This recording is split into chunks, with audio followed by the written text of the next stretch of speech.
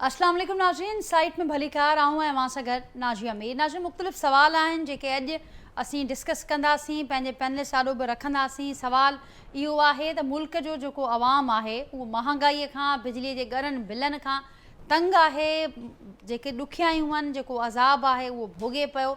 उन मां कॾहिं हुनजी जिंद आजी थींदी, उन लाइ जेके हुक्मरान आहिनि मुख़्तलिफ़ ॻाल्हियूं त करनि था, वाइदा बि कनि था, दावाऊं बि कनि था, ऐलान बि कनि था, पर कॾहिं हुनजो रिज़ल्ट ईंदो उन ते अॼोके प्रोग्राम में गुफ़्तगू थींदी। इहो ई नतीजो अहिड़ो ई कुझु हासिलु करण जे लाइ जमायत इस्लामी धरणो हणी वेठल आहे। जमायत इस्लामी जे धरणे खे हफ़्तो थियण वारो आहे ऐं ॻाल्हियुनि जा दौर बि थिया आहिनि हुकूमत सां, पर उहे ॻाल्हियुनि जा दौर नाकाम थिया आहिनि, जंहिंखां पोइ उहो धरणो हुकूमत खे हटायो, हुकूमत खे किरायो वारे जेका मुहिम आहे उन में तब्दील थी चुको आहे। पर हीउ सिलसिलो केसि ताईं हलंदो, जमायत इस्लामी जी वधी फर्दर छा स्ट्रेटजी हूंदी, उन ते बि गुफ़्तगू थींदी।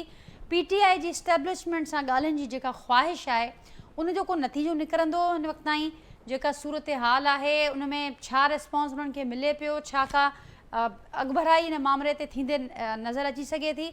IPPs वारो मामिलो तमामु घणो अहम आहे। जीअं असां ज़िक्र कयूं था त सॼे मुल्क में जेका महांगाई आहे, बिजली जा ॻरा बिल आहिनि, उनखे वठी करे IPPs जो मामिलो तमामु अहम आहे। उन हवाले सां नाज़रीन अॼु हिकिड़ी डेवलपमेंट थी आहे। सेनेट जी स्टैंडिंग कमेटीअ IPPs वारो जेको हीउ मामिलो आहे उनजी फॉरेंसिक ऑडिट कराइण जो हिकिड़ो फ़ैसिलो थियो आहे। उनखे पिणु तमामु घणी अहमियत ॾिनी पई वञे। जेको असां धरणे जो ज़िक्र कयोसीं, धरणे खे वठी करे वज़ीर आज़म साहिब जो इहो चवणु आहे त जेको बि हिन सूरत हाल में, हिन माहौल में धरणो हणे पियो, धरणा हणंदड़ रुॻो सियासत कनि पिया, पंहिंजी सियासत खे चमकाइनि पिया। हीअ नाज़रीन मामला आहिनि जिन ते अॼु वधीक गुफ़्तगू थींदी। उनखां सवाइ इलेक्शन एक्ट तरमीमी बिल, हीअ जेको बिल आहे खोड़ जे इन मामले ते रद्दमल बि साम्हूं ईंदो रहियो आहे। हाणे फर्दर छा थींदो, छा जेके मख़सूस सीटूं हुयूं जंहिंजो पाकिस्तान तहरीक इंसाफ़ खे जेके अदालत मां फ़ैसिले जे नतीजे में मिलियूं हुयूं, छा उहे हुननि खे मिलंदियूं, मिली सघंदियूं, ख़ुशूसन हिन बिल खां पोइ हिन जो छा थींदो। इदारनि विच में जेको टकराव वारो तासुर पैदा थियो उनखे छा वधीक हथी मिली सघे थी ईंदड़ ॾींहंनि में। समूरनि मामलनि ते गुफ़्तगू कंदासीं। जेको पैनल मूंसां गॾु मौजूदु आहे जो तारुफ़ सां कराईंदसि, मूंखे अॼोके पैनल में जॉइन कयो आहे नाज़रीन सिंध गवर्नमेंट जा स्पोक्स पर्सन आहिनि, सीनियर अॻवान आहिनि, अॻूणा MNA रही चुका आहिनि, अली राशिद साहब मूंसां गॾु वीडियो लिंक ज़रिए अॼोके प्रोग्राम जो हिसो आहिनि। पाकिस्तान तहरीक इंसाफ़ जा सीनियर अॻवान आहिनि, जमाल सिद्दीकी साहब मूंसां गॾु अॼोके प्रोग्राम में शरीक आहिनि। मौलाना असदुल्ला भुट्टो साहब जमायत इस्लामी जा सीनियर अॻवान आहिनि, मूंसां गॾु अॼोके प्रोग्राम में शरीक आहिनि। मां सभिनी जी महिरबानी, मां सभिनी खे वरी भलीकार, मां गुफ़्तगू जे लाइ वक़्तु कढियो। मां जे इजाज़त सां मौलाना असदुल्ला भुट्टो साहब अव्हां खां गुफ़्तगू जो आगाज़ कयां थी। छा ॿुधाईंदो अव्हां असांखे, गुज़िरियल जेको केतिरनि ॾींहंनि खां हीअ एहतजाज धरणो जारी आहे जमायत इस्लामी जो, मुतालबा बि साम्हूं आहिनि, ॻाल्हियुनि जा दौर बि थिया आहिनि। उहे ॻाल्हियुनि जा दौर जेके थिया बिना नतीजे ख़तमु थिया, नाकाम थिया, उनजे पुठियां सबब कहिड़ा आहिनि ऐं हाणे अॻियां जी हिकमत अमली छा हूंदी। हिन वक़्त ताईं जेको एहतजाज थियो उनजो को नतीजो न निकितो आहे। बिस्मिल्लाह रहमान रहीम।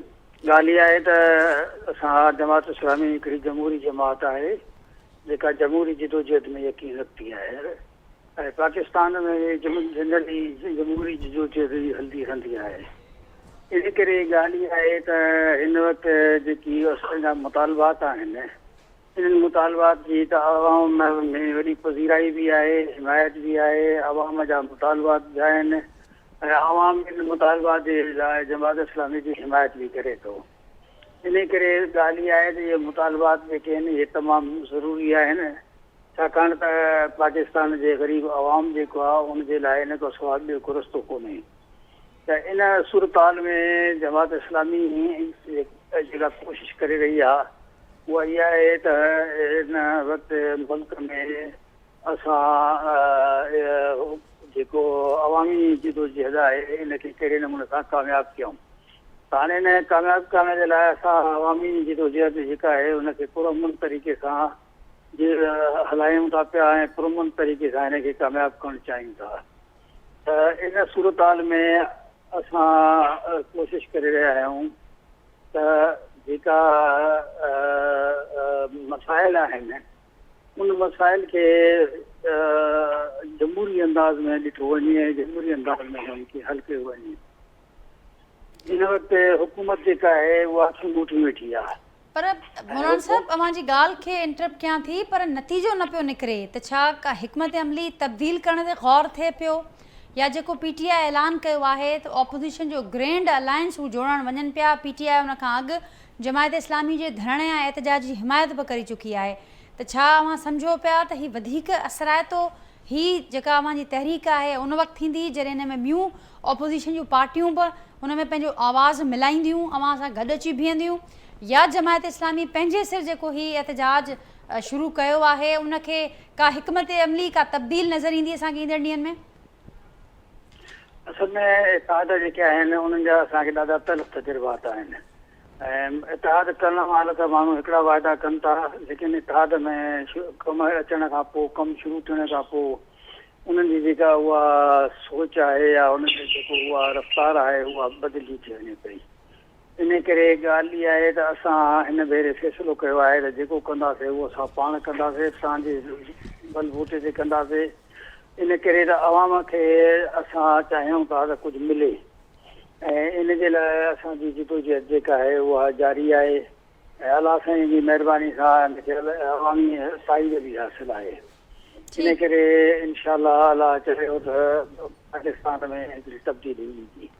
ठीकु, त हिनखे रिज़ल्ट ओरिएंटेड कीअं बणाईंदी जमायत इस्लामी? नतीजनि जे हवाले सां जीअं मूं सुवाल कयो अवां खां त हिकमत अमली छा तब्दील करण ते बि को गौर हले पियो, या साॻी जेका हिकमत अमली असांखे नज़र अचे पई उहा हलंदी?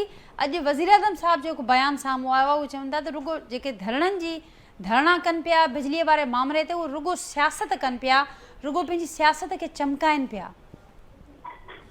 असल में जमहूरी जिदोजहद जो इहो ई आहे त उहा पुरअमन हूंदी आहे ऐं उहा जेका आहे उहा कानून जे दायरे जे अंदरि हूंदी आहे।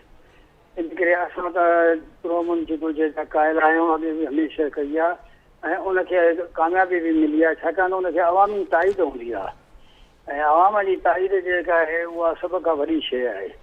हिन वक़्तु बि जेका अवामी ताईद आहे उहा जमात इस्लामी जी जेका जिदोजहद आहे उनखे तमामु वॾी हासिलु आहे ऐं उनजे लाइ मुखालिफ़ जेके आहिनि बैरून मुल्क जा इदारा जेके आहिनि उहे बि तस्लीम कनि था त इहा पुरअमन जिदोजहद जेका आहे इनखे वॾी अवामी हिमायत हासिलु आहे।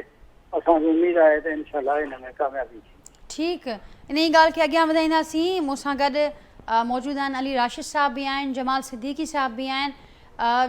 जमाल सिद्दीकी साहब, अवां छा हिन में एड कंदो? मौलाना साहब त इहो वाज़े कयो आहे त जमायत इस्लामी इतिहादनि खे ॾिसी चुकी आहे, आज़माए चुकी आहे, हाणे सोलो फ्लाइट ई हूंदी ऐं पंहिंजे सिर जेको ही मामिलो शुरू थियो आहे।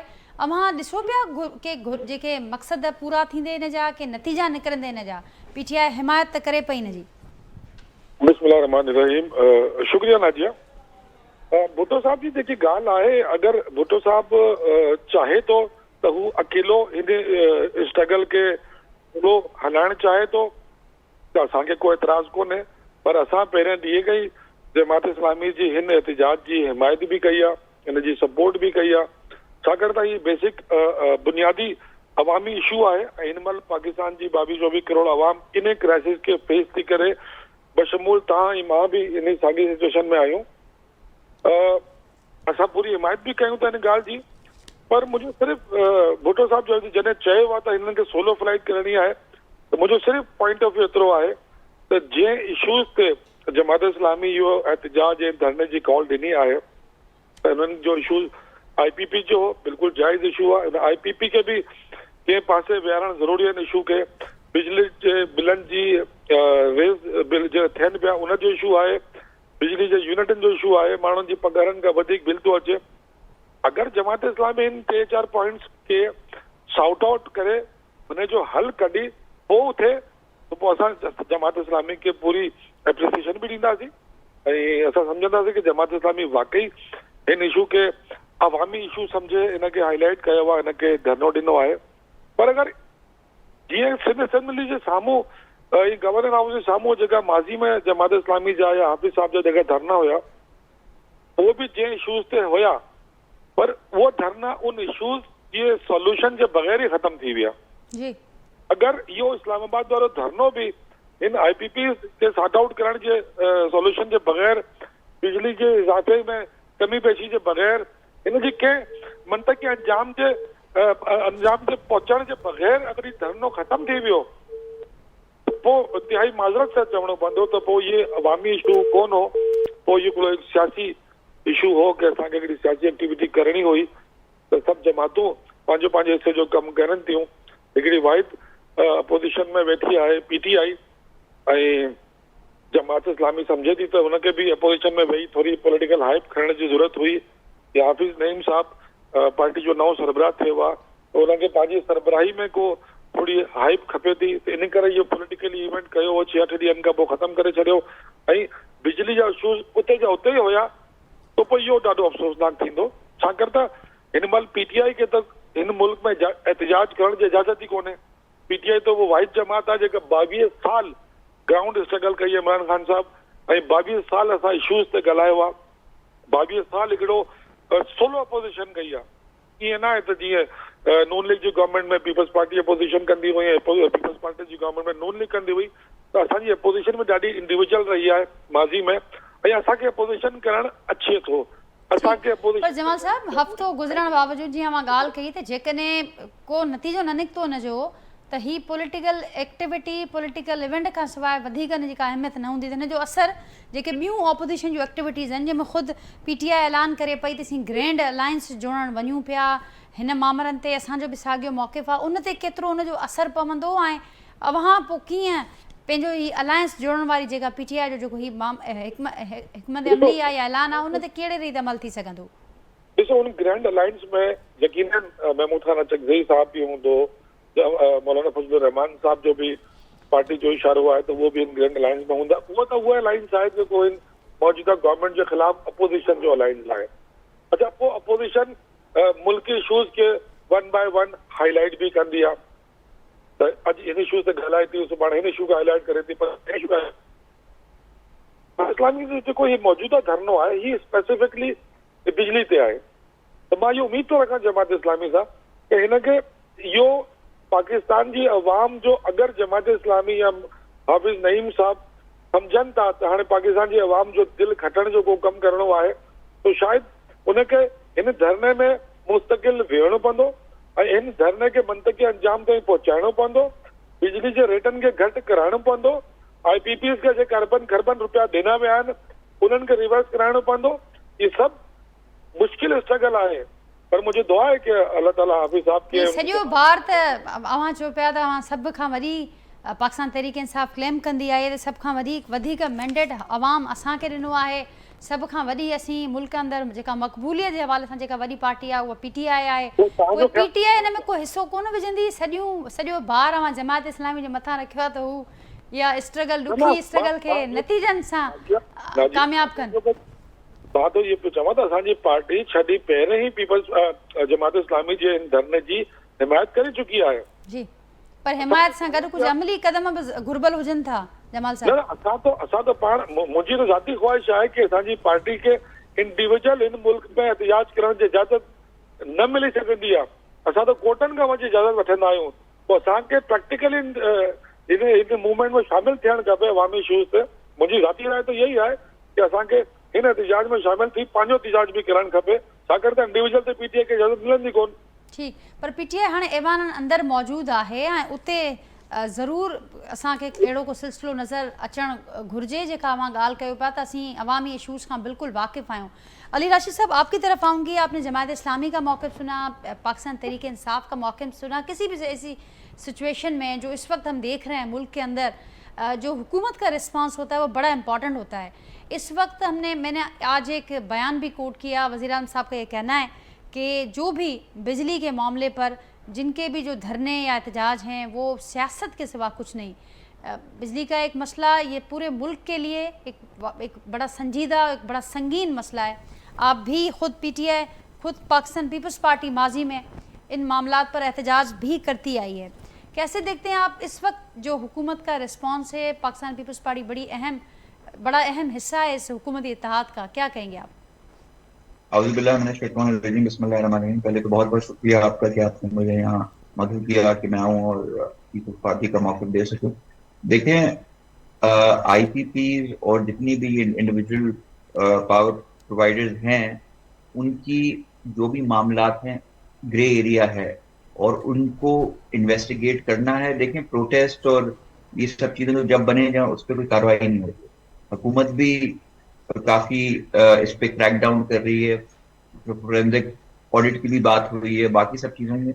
जैसे आपने अभी इससे पहले कहा, आपने दूसरे जब उनसे आप बात कर रही थी तो आपने बड़ा दुरुस्त फरमाया कि पीएम साहब कह रहे हैं जो भी लोग इस पे प्रोटेस्ट कर रहे हैं और धरना दे के बैठे हुए हैं, ये सिर्फ सियासत चमका रहे हैं, इसलिए कि इसका कोई मंतकी अंजाम क्या होगा। अगर इनके प्रोटेस्ट करने से लोगों की लाइफ आसान हो जाए तो सौ बिस्मिल्लाह करें, अगर इनके प्रोटेस्ट करने से बिजली के बिल कम हो जाए लोगों के तो सौ बिस्मिल्लाह करें, मगर कुछ नहीं हो रहा। ये मजीद पॉलिटिकल एनवायरनमेंट खराब कर रहे हैं मुल्क का, जो बहुत ही क्लोजली लिंक्ड है इकोनॉमिक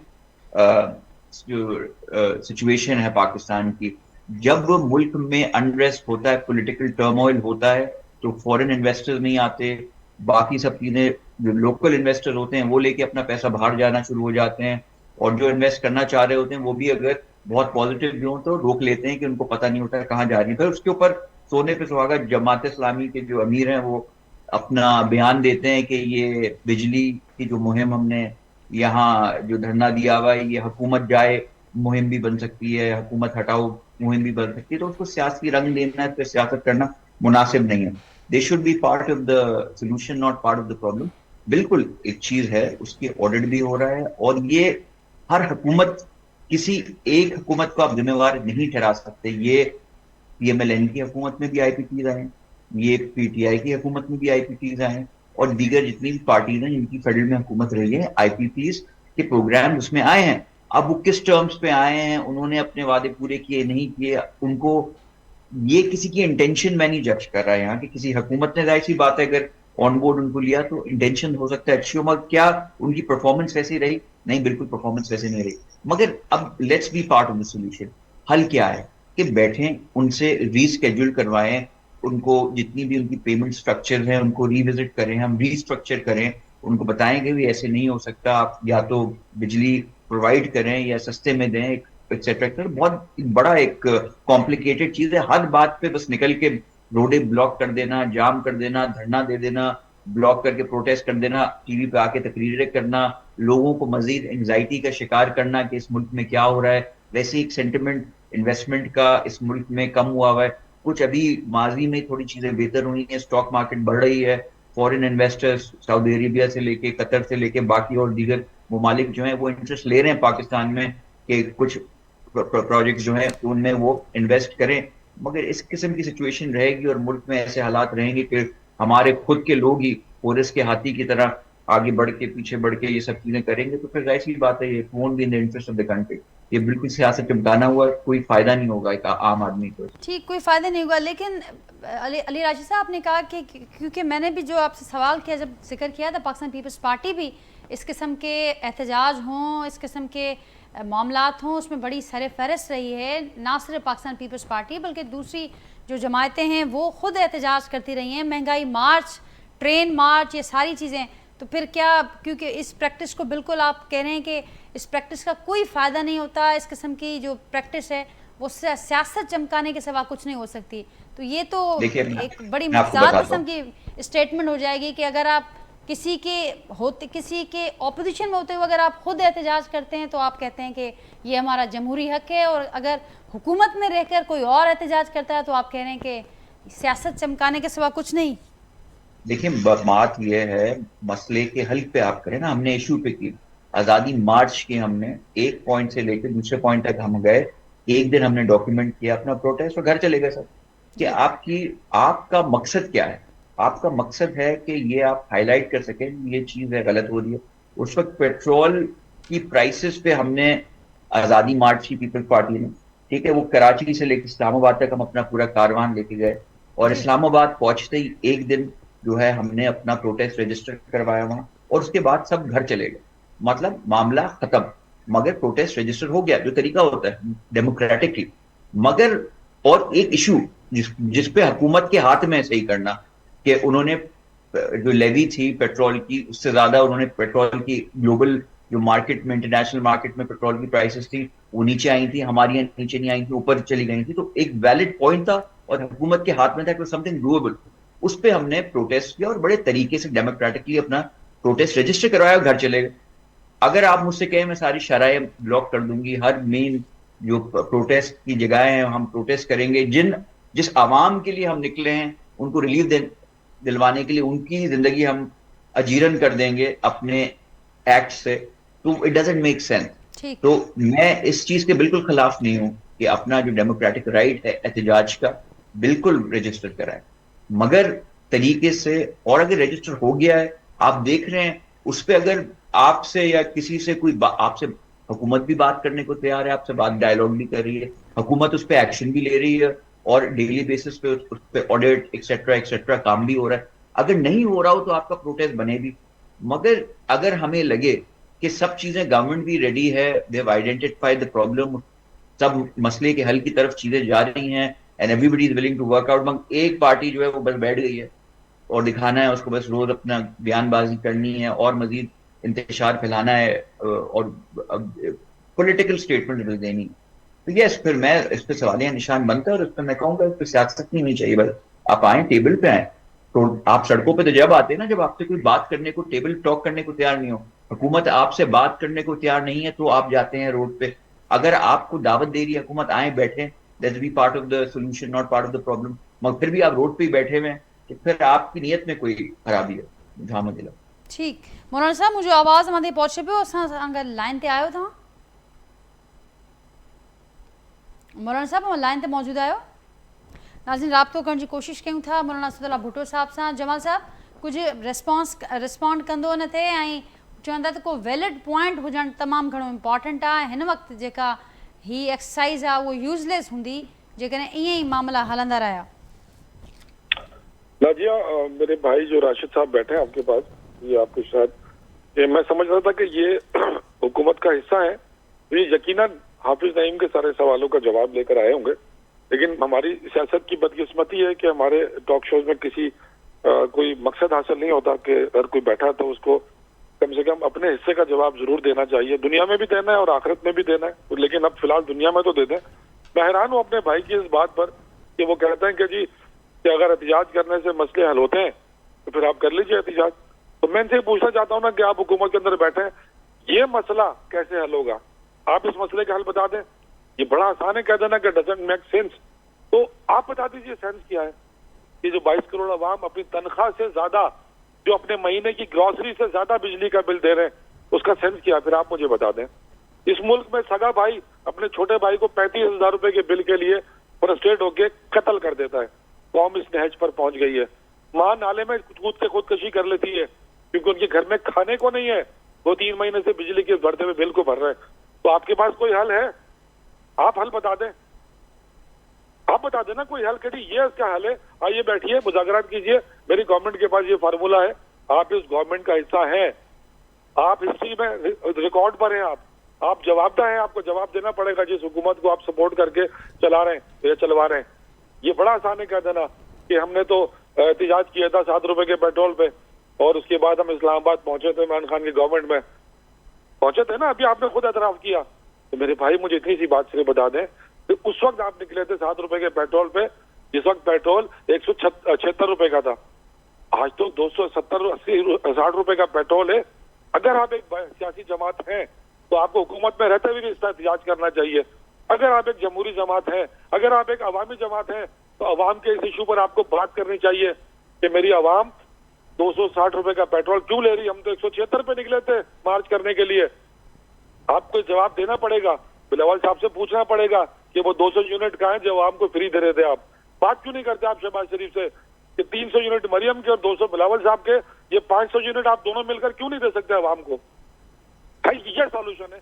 नहीं आप करें कि 300 यूनिट तक फ्री है इस मुल्क में, जिसका 300 यूनिट बिल आएगा वो फ्री है।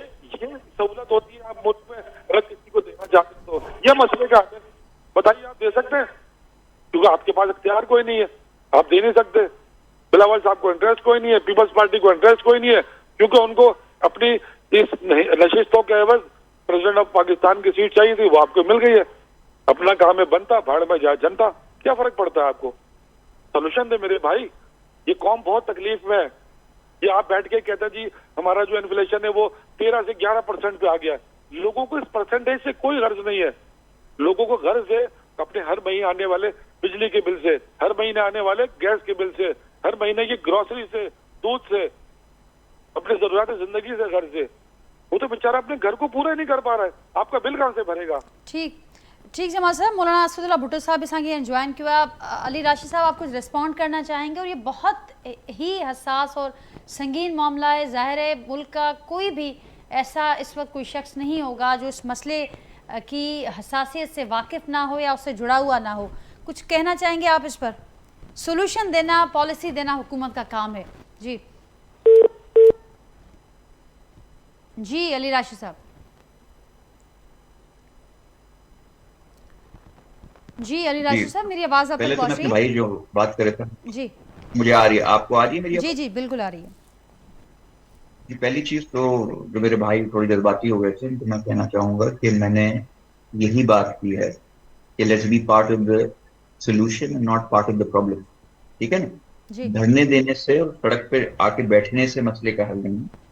आईपीपी जो हैं उनके जो इंडिविजुअल पावर प्रोवाइडर्स हैं उनको बुला के, जैसे मैंने अपने पहले जब मैं बात कर रहा था मैंने कहा कि वो रीस्ट्रक्चरिंग हो और जो जिनको पैसे मिल रहे हैं बगैर किसी पावर या सप्लाई दिए हुए उसको कम किया जाए या उनको उनका ऑडिट किया जाए और आवाम को रिलीफ मिलना चाहिए। इसमें कोई दो राय नहीं है, मगर सिर्फ मैंने निशानदेही ये की थी कि जो तरीकेकार है उससे कोई फायदा नहीं है कि रोडों पे बस निकलने का। हुकूमत अपनी सतह पे इस चीज को आइडेंटिफाई कर चुकी है। आईपीपीस का फोरेंसिक ऑडिट भी हो रहा है और आईपीपीस को सबको बुला के उनको बात भी की है। और जरदारी साहब ने, प्रेसिडेंट साहब ने, जितनी भी बिजनेस कम्युनिटी है और जितनी भी आईपीपीस के बाकी ओनर्स हैं, लेकिन कुछ बिजनेस ओनर्स हैं जिनके हैं आईपीपीस, उनसे भी बात की है बुला के और इस मसले का हल निकाला जाए। अब एक तरफ आप एक ग्रुप देख लें जिसको आप हुकूमत कह लें, जो आईपीपीस के साथ भी बैठ रही है, जो ये पावर लॉसेज जहां हो रहे हैं उसको भी कम करने की कोशिश कर रही है, ट्रांसमिशन जो है उसको भी देख रही है। और दूसरी जगह एक और ग्रुप है जो रोडों पे बस निकल रहा है, जो बयानबाजी कर रहा है, जो टॉक शोज पे आके चीख पुकार कर रहा है और तल्ख लहजे में बात कर रहा है। लेकिन अली राशिद साहब, आवाम ये को पता है, बताइएगा कि आपने तरीकेकार का जिक्र किया कि तरीकेकार बहुत इंपॉर्टेंट है, लेकिन तरीकेकार हुकूमत की जानिब से भी रिस्पांस और तरीकेकार बहुत मैटर करता है और ज्यादा हुकूमत में रहते हैं। आप मुझे बता दें हुकूमत, मैं आपसे सवाल पूछता हूँ, मुझे आप बता दें हुकूमत क्या करे जो अभी नहीं कर रही है?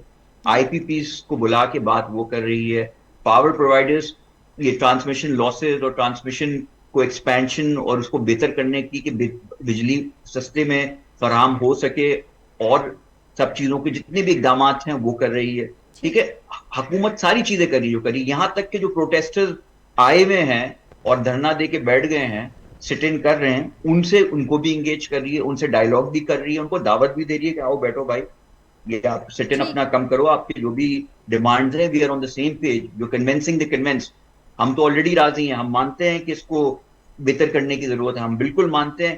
पीटीआई के दौर में भी आईपीपीज आए, नून के दौर में भी आईपीपीज आए, उसमें अभी ब्लेम गेम खेलना, सियासत चमकाने में आप कर लें, मगर आवाम का फायदा नहीं है। ठीक, ब्लेम गेम से आप कह रहे हैं कि कोई रिजल्ट नहीं निकलना। लेकिन अली राशिद साहब, मौलाना असद साहब भी हमारे साथ हैं, उनसे जरूर जिन आपने जो निशानदेही की उन गैप्स के वाले से उनसे जरूर बात करेंगे कि हुकूमत, अगर आप कह रहे हैं कि हुकूमत कर रही है इस डायरेक्शन में काम, तो क्यों नजर नहीं आता जमात इस्लामी हो या कोई आम लोग हों जो एहतजाज करें? पाकिस्तान तहरीक इंसाफ से जमाल सिद्दीकी साहब भी हैं। मुझे ये बताइएगा, ये मसला तब शुरू हुआ जब हुकूमत ने बड़ा कैटेगोरिकली ये कहा कि इस मामले पर कोई बात नहीं होगी, आईपीपीस नहीं हो, ये मुआहदे ख़त्म नहीं हो सकते, ना तब्दील हो सकते हैं। नेगोशिएशन के हवाले से जो मामला थे उन पर भी कोई हुकूमत का कोई क्लियर स्टांस सामने नहीं आया। और अब भी ये जो ऑडिट वाला मामला है ये भी तब हुआ है जब ये एहतजाज हुआ है, जब ये मामला आगे बढ़े। इससे पहले तो ऐवानों के अंदर ख़ुद पाकिस्तान पीपल्स पार्टी के बड़े सीनियर रहनुमा इस मामले पर इजहार ख्याल भी कर चुके हैं, अवाम भी अपनी तकालीफ का इजहार मुख्तलिफ फॉर्म्स में करते हुए आए, लेकिन उस पर कोई एक्शन नहीं लिया। हुकूमत ने कभी इस मामले पर कोई बात नहीं की?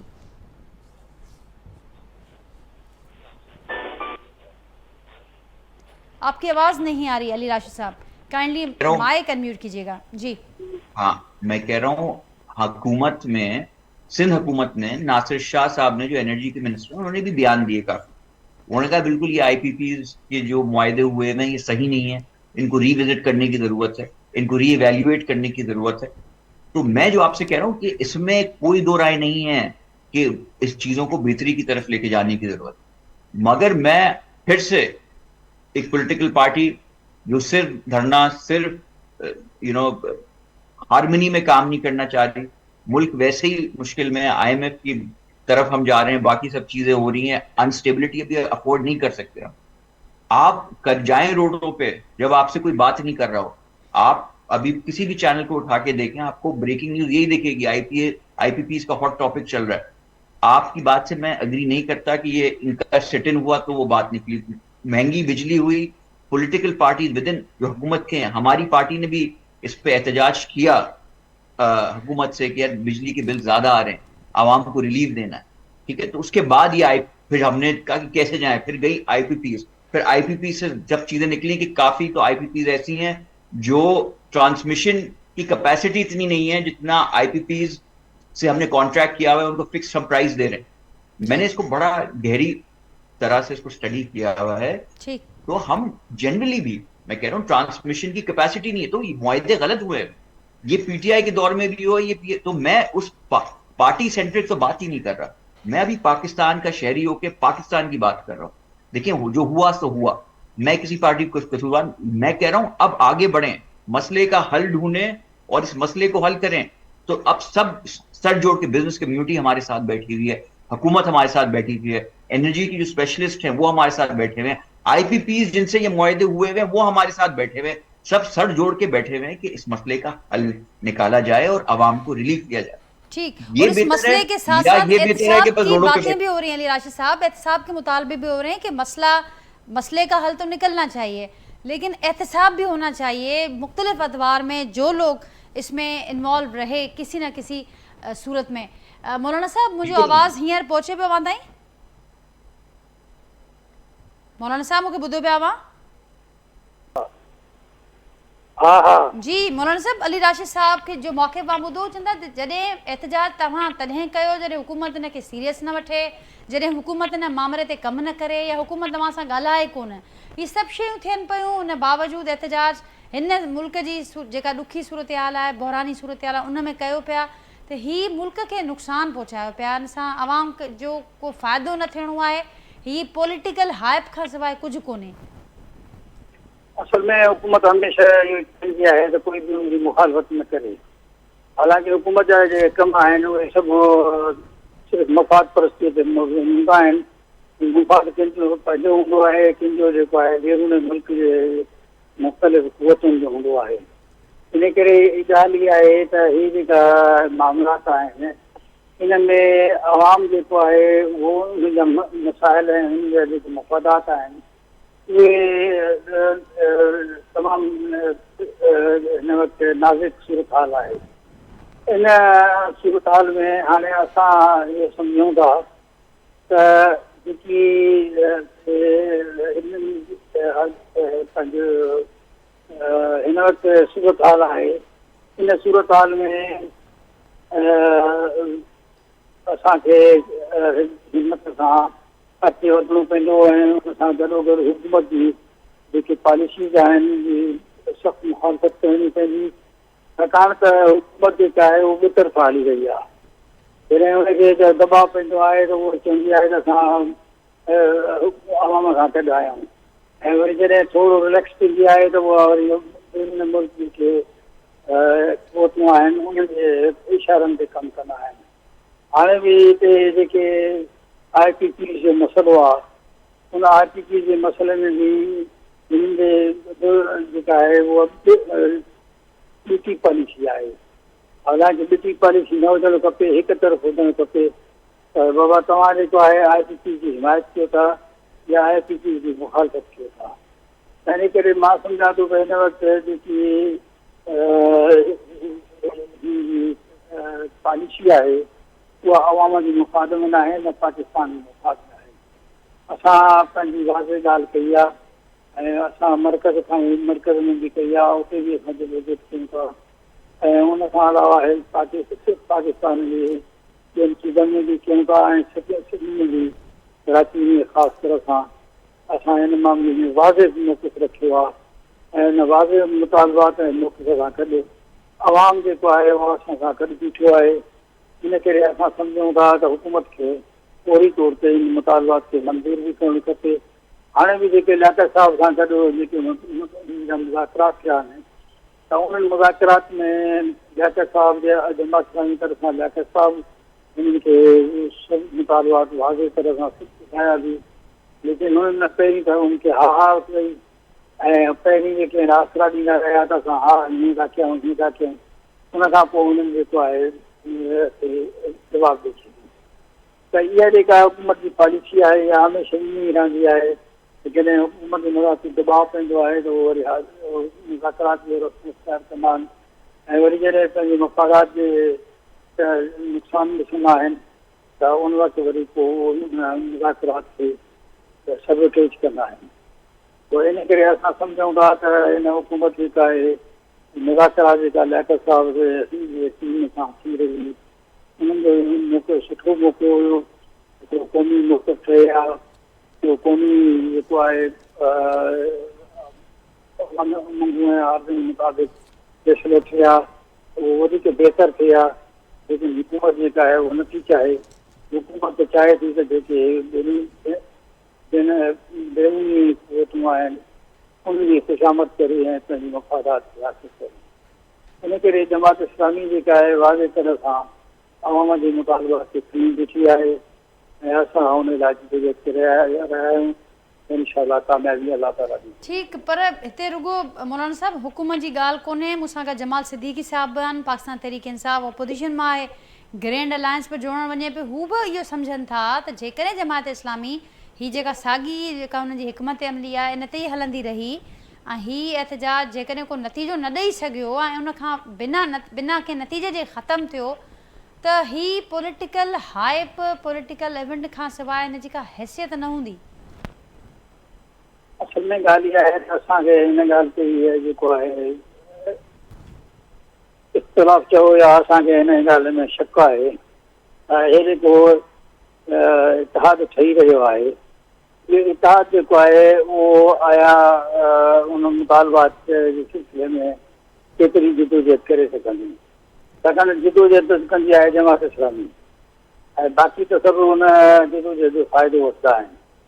ऐं ॿी ॻाल्हि इहा आहे त हिन वक़्तु जेके असांजा मसाइल आहिनि इहे वाज़े तरह सां जमात इस्लामी पंहिंजा मुतालबात रखिया आहिनि ऐं असां हुन जे लाइ जदोजहद करे रहिया आहियूं। असां सभु हिकु सिंट में हिकु लाइन ते जदोजहद करे रहिया आहियूं।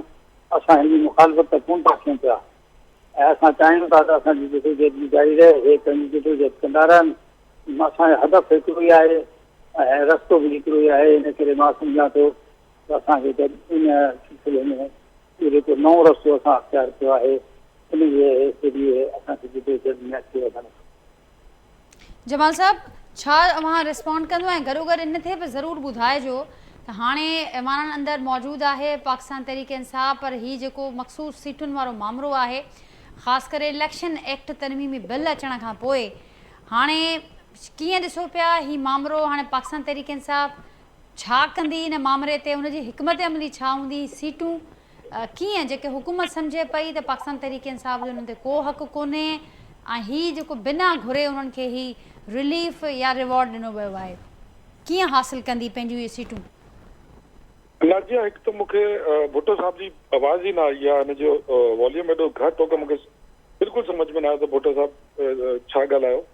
जी बाक़ी जेको तव्हां इलेक्शन कमीशन जी ॻाल्हि पई कयो, ॾिसो सुप्रीम कोर्ट जे वाज़े फ़ैसिले खां पोइ इलेक्शन कमीशन मजबूर थी आहे त हाणे हू जेको असांखे हलाए पई पोइ 2-3 महीननि खां हाणे उहा असांखे हलाए न सघंदी।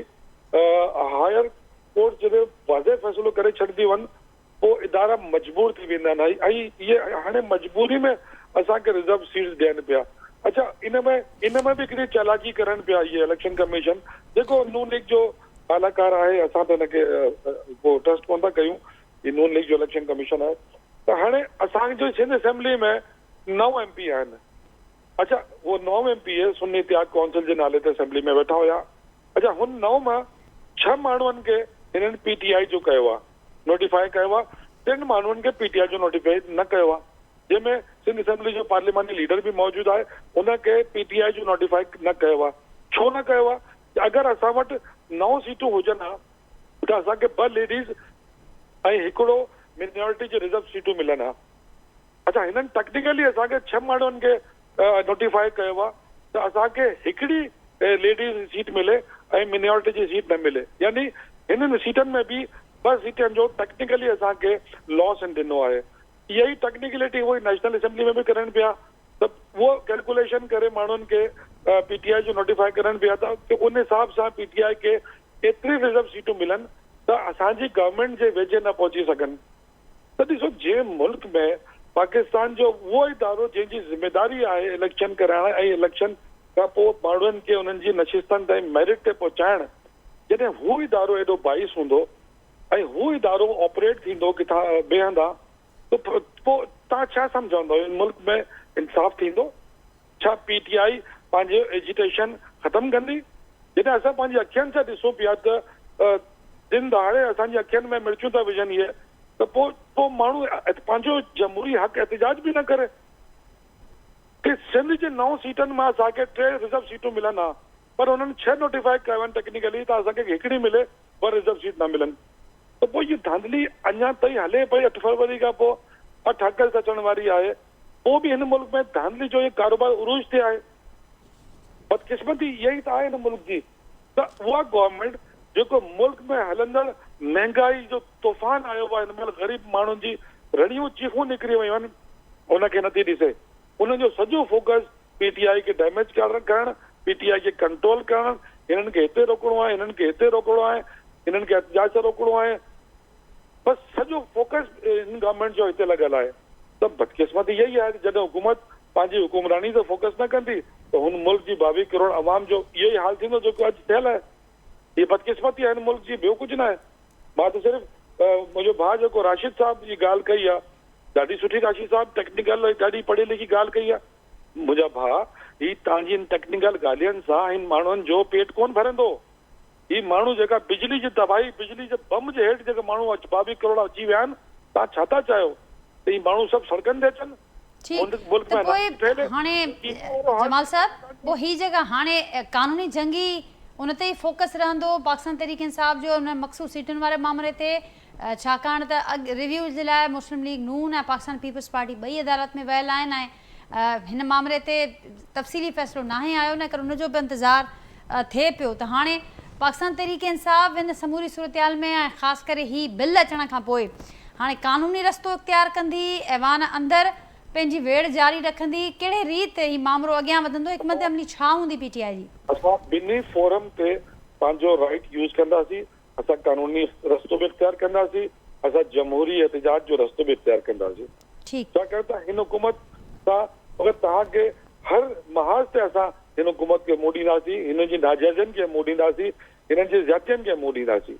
मां हिकिड़ी ॻाल्हि सिर्फ़ु राशिद साहब सां मां चवणु थो चाहियां कि जो राशिद साहब ने बात की है कि हम ये सोच रहे हैं, हम ये देख रहे हैं, हम बैठ रहे हैं, बातचीत हो रही है, चल रही है, हो रही है, तो मैं सिर्फ उनसे इतना कहना चाहता हूँ कि आप आज TV पर ऐलान करें कि बहैसियत इस गवर्नमेंट के इत्तेहादी, आप इस मुल्क की प्रेसिडेंसी लेके बैठे हैं, तो बहैसियत इत्तेहादी आज आप एक ऐलान कर दें कि हम इस हुकूमत से मुतालबा करते हैं कि वो इस मुल्क की गरीब आवाम को 200 यूनिट बिजली मुफ्त फराहम करने का ऐलान करे।